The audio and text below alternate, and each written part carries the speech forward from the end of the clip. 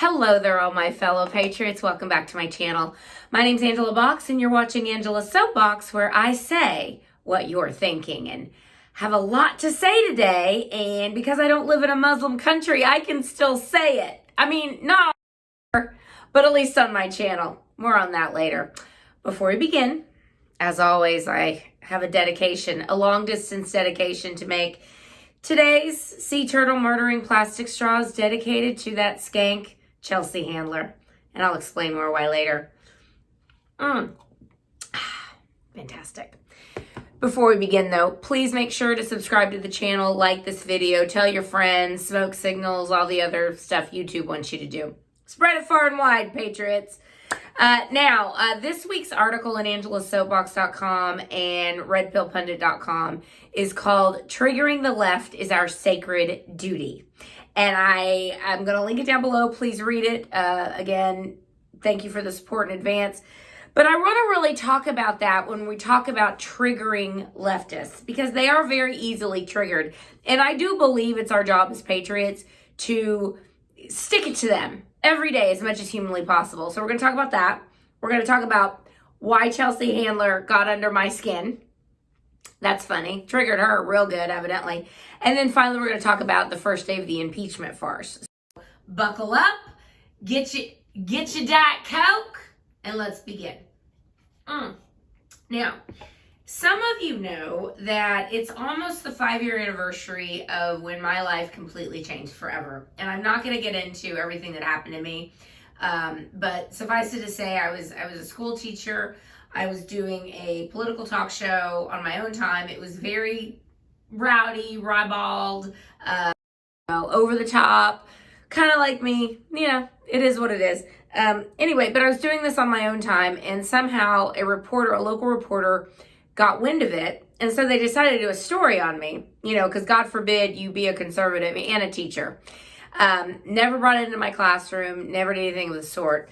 And then after that blew up, a local race hustler decided that he was going to put a target on my back and make my life a living hell. And he defamed me publicly via a flyer that was sent out to all the media outlets in the city, talking about how I said this horribly racist thing, put it in quotes. And after that happened, I realized I was going to have to sue him. So I did. I did not have the most quality attorneys because I didn't have any money to pay for it. We were doing it on contingency. Let's just say a few balls were dropped and the case was dismissed. Not because of cause, but because of a technicality. And again, it's a very long story. I will link in my article below this week. It tells a little bit about my story, and there's some links to various articles about it. But here's the lesson I learned. You have two choices when confronted with the left who want to destroy you. And make no mistake about it, they want to destroy us. They want to deplatform us, which I was deplatformed today on Twitter, and I'll get to that later because of Chelsea Handler. They want to deplatform us. They want to silence us on campuses. They call us Nazis and white supremacists and white nationalists and racists and all the other things they call us. Shut down our speech and our point of view. And you have two choices. Either you succumb to the mob or you fight. And not only must you fight, but you must shove it back into their faces because that's what they deserve. I chose to fight back. It's my personality. I'm not one to slither away, because even if I had said, "Oh, I'm sorry, oh, I won't do it ever again. Oh, I'll quit the show. I won't ever open my mouth ever again. Please, please, please." They would have figured out a way to get rid of me at the end of the year anyway. So it all worked out in the end. God, I like to say, I enjoyed teaching the children. I didn't enjoy the 75% of the other crap that teachers have to deal with all the time. And I am very pro-teacher, but I'm also pro-logic, and I'm not pro-teacher union because I think they teach wokeness, and I feel like they teach propaganda in lieu of common sense things, as we can see from the test scores. But anyway, I decided to fight and to move on, and I wasn't very happy teaching. I had some very tough situations, some tough years, and I feel like God was trying to get my attention for a long time, and this is finally what got my attention to, got to move on and do other things. And I have, and I'm much happier. So that was my little foray into confronting leftism head on, and I haven't stopped, and I refuse to stop. Now, today on Twitter, as you know, the impeachment is in full swing. The farce, we'll get to that in a minute. But Chelsea Handler, who is a terrible human being and a filthy leftist, somebody tweeted something at her, and I responded with a very innocuous but funny tweet. And I just basically said, is that skank Chelsea Handler drunk tweeting again? And literally within about 2 minutes, I got a notification that I was banned for a week. So Chelsea Handler got her knickers in a twist and decided to get me banned because I called her a skank. Now, I'm going to submit to you evidence why I believe my characterization of Chelsea Handler was not in fact defamation, but in fact actual truth. Now, Chelsea Handler, as we know, is a filthy leftist. She uses her body as a playground. She's very open about it. She's one of the people that said that men wouldn't get sex from her if Trump won. And I'm assuming there's several men who don't have social diseases now because of that threat or that promise.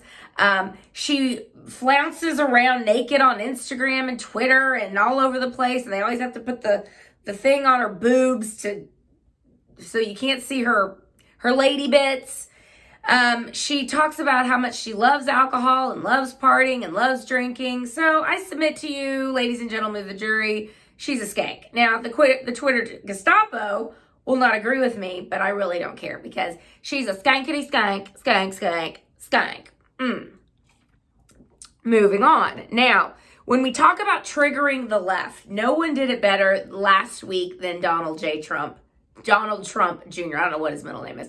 Donald Trump Jr., who went on The View and who completely decimated the screeching hyenas. And I mentioned last week in my video that if they had any stones, they would bring me on for just one day. I'm not saying I'm well known enough to even do it, but I would do it for free. Like I will fly myself to New York. I will put myself up in a hotel and I will come on your set and I will eat you for breakfast. And that's what we saw Donald Trump Jr. do. He just stuck it to them. Just one thing after another, the blackface, and then it wasn't rape, and just throwing all their hypocrisy back in these leftist faces. This is the cancel culture that the left has created. And Donald Trump just stuck it right back to them. And I thought it was fantastic.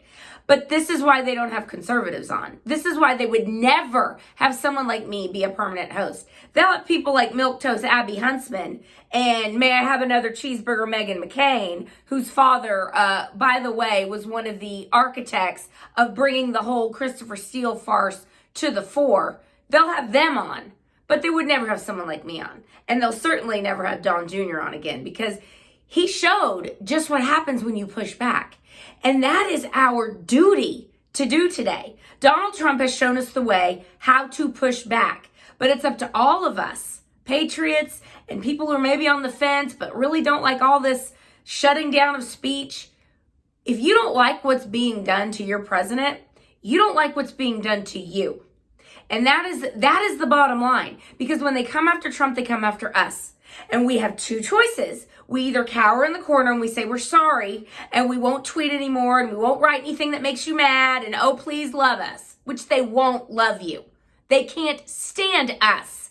So what is the point of appeasing these lunatics? There is no point. You must push back. You must fight. Because here's the dirty little secret.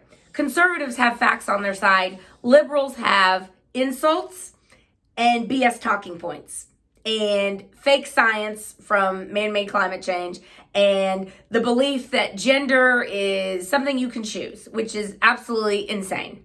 But I digress. We all know their views are insane. Conservatives have logic, we have reason, we have passion behind our beliefs, and we must fight for them because they work. Now, that brings me to impeachment. Oh, impeachment. Now, I watched a little bit of it. I got very bored because, oh my God, those opening statements, I was like, I almost felt like Chelsea Handler. I was like, I need some vodka to get through this, girl. I was like, Chelsea, girl, give me some of your vodka. I need a swig of this. It was boring, but I'll tell you what wasn't boring was Devin Nunes. Devin Nunes just stuck it to Adam Schiff and the Democrats. And if you're not reading Lee Smith's book, The Plot Against the President, it has a lot to do with what Devin Nunes did and his team did. They called it Operation Medusa. There were so many different heads of deep state operatives and Obama administration officials trying to take down Trump. It was like snipping one head off and another one would grow back. It is a must read. You must read this book. But I'll link Devin Nunes's opening statement down below because it's that good. You should watch it. I mean, you should watch my video first, but you should also watch Devin Nunes's opening statement. Now, I'm going to do a little reenactment for you because I do like to do that. Basically, what we're dealing with is a bunch of gossip girls in the bureaucracy, the deep state, who are butthurt that Trump is not doing what they think he should do. They have a difference of opinion. That's what all of this is. Trump did nothing illegal, nothing impeachable. The phone call, the transcript he released, there was nothing wrong with it. There is ample evidence to believe that the Bidens are neck deep in corruption, as was Barack Obama. By the way, did not give dime one to the Ukraine in aid, even after he promised them. And after that promise, the Ukraine decided to disarm itself. And what did Russia do? They ran in and took over and made their lives hell. Barack Obama gave them blankets. Donald Trump, on the other hand, gave them military aid and is helping them build their military back up so they can have a strong defense for themselves against any bad actor. So again, another part of their narrative that completely falls apart. Now, again, we're dealing with a really high-level, stupid game of telephone where it's a bunch of gossip girls going around junior high halls and spreading lies. And so it goes something like this. So you have to pretend that I'm William Taylor's aide, and then the other me is going to be Ambassador Sondland's aide, because that was the big bombshell today. Remember, Ambassador Sondland's aide heard someone say that Ambassador Sondland said that Trump wanted a quid pro quo to release aid, even though it didn't happen. Okay, now. And action. Oh my God, Becky. Oh my God. Did you hear? Did you hear that Trump, that dirty orange ogre, said that he wanted a quid pro quo before he releases any aid to those poor Ukrainians, even though the past administration of the Ukraine was directly involved with trying to frame him and set him up? Oh my God, Gretel, are you serious? Are you totally serious? Well, this sounds like it might be an impeachable offense because, I mean, I think like fourth and fifth hand information and playing telephone with you basically means that Adam Schiff is on the right track. I totally agree, Becky. And I think I'm going to go tell my boss, William Taylor, that right now because he needs to know that you overheard someone say that there's a quid pro quo. I'm so glad you're doing that because the most important thing as deep state operators that we do is to make sure that Donald Trump is run out on a rail. I couldn't agree more, Becky.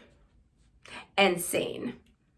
That's basically it. We're dealing with a high-level gossip girl game of telephone. Truth hurts, deep state. It is what it is. So tomorrow we're going to have Ambassador Sondland's going to be there, and even though nobody actually talked to the president and nobody was on the phone call and we're dealing with third and fourth hand information, why we must remove Donald Trump from office. Remember this, the only thing he did wrong is not agreeing with them on foreign policy. That's it. And the dirty little secret is that Trump has completely reshaped what the world order really is. And that's why they're kicking and screaming, because a lot of people made a lot of money going to war, doing defense contracts. And, I consider myself a hawk, but even I have had a mind shift. And that's the effect of Trump. Had a mind shift in realizing, why are we really over there and doing all these things? I mean, minus supporting Israel and, kicking ISIS's ass and Islamic terrorists' ass, which we will continue to do, and supporting our allies and our friends. We don't need to be over in every hellhole in the world trying to remake it in a way that they don't want to be remade. They don't.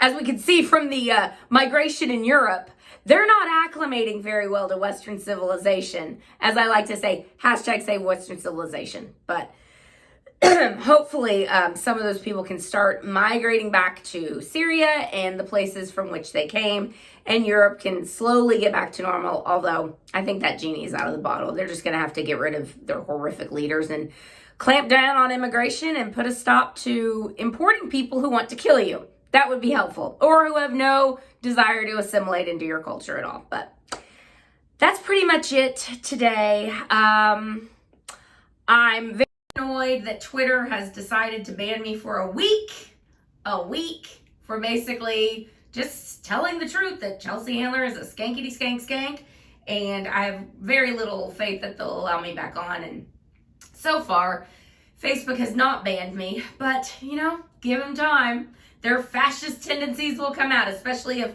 old Chelsea has anything to say about it, because she's just important. Maybe she promised them some favors, if you catch my drift. So anyway, Patriots, that's it for today. Please check back with me next week for another fascinating episode into the labyrinth of my mind on Angela's Soapbox. Ta-ta!